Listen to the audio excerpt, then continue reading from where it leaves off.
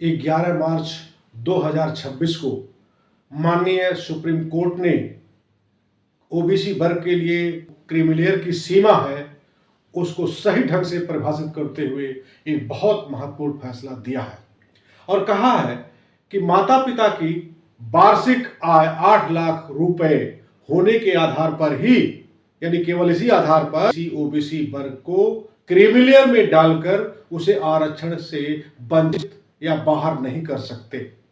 यह निर्णय supreme court ने यूनियन ऑफ इंडिया यानी भारत संघ बनाम रोहित नाथन मामले में सुनाया है कि केवल 8 लाख रुपए सालाना आय का पैमाना क्रीमी निर्धारण करने के लिए पर्याप्त नहीं है।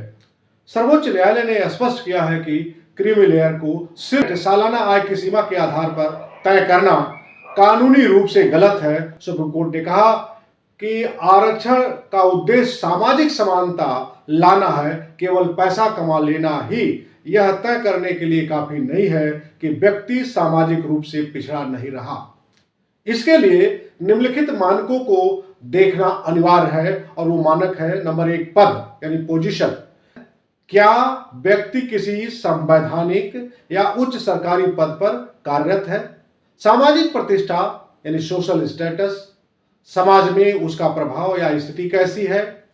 अन्य सामाजिक कारणों पर भी उसने प्रकाश सुप्रीम कोर्ट ने डाला है। क्या वह पारिवारिक सामाजिक पिछड़ेपन की बाधाओं को पूरी तरह से दूर करते हुए उससे मुक्त हो गया है?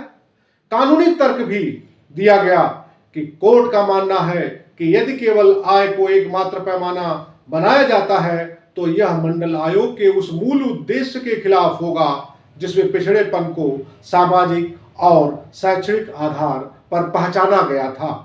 यदि किसी व्यक्ति की आय अधिक है लेकिन वह अभी भी सामाजिक भेदभाव या पिछड़ेपन का सामना कर रहा है तो सिर्फ आय के आधार पर उसे आरक्षण के दायरे से बाहर करना न्याय संगत नहीं है।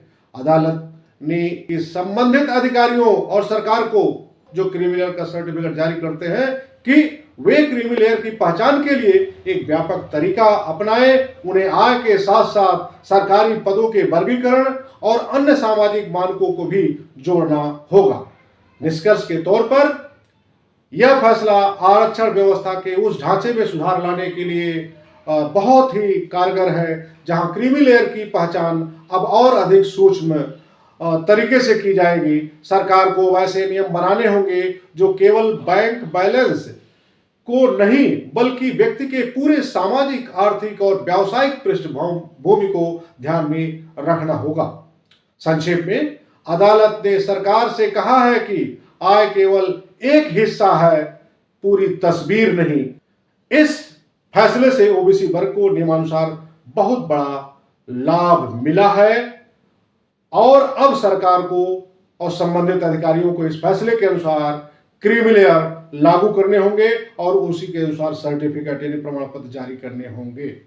न्यायमूर्ति PS नरसिम्हा और न्यायमूर्ति R महादेवन की पीठ ने यह फैसला सुनाया है कि केवल माता पिता के सालाना आय 8 लाख रुपए होने के आधार पर क्रीमी की श्रेणी में डाल करके ओबीसी वर्ग के अभ्यर्थियों को आरक्षण से बाहर कर देना, यह संविधान के अनुच्छेद 14, 15 और 16 में समानता के अधिकार का भी उल्लंघन है।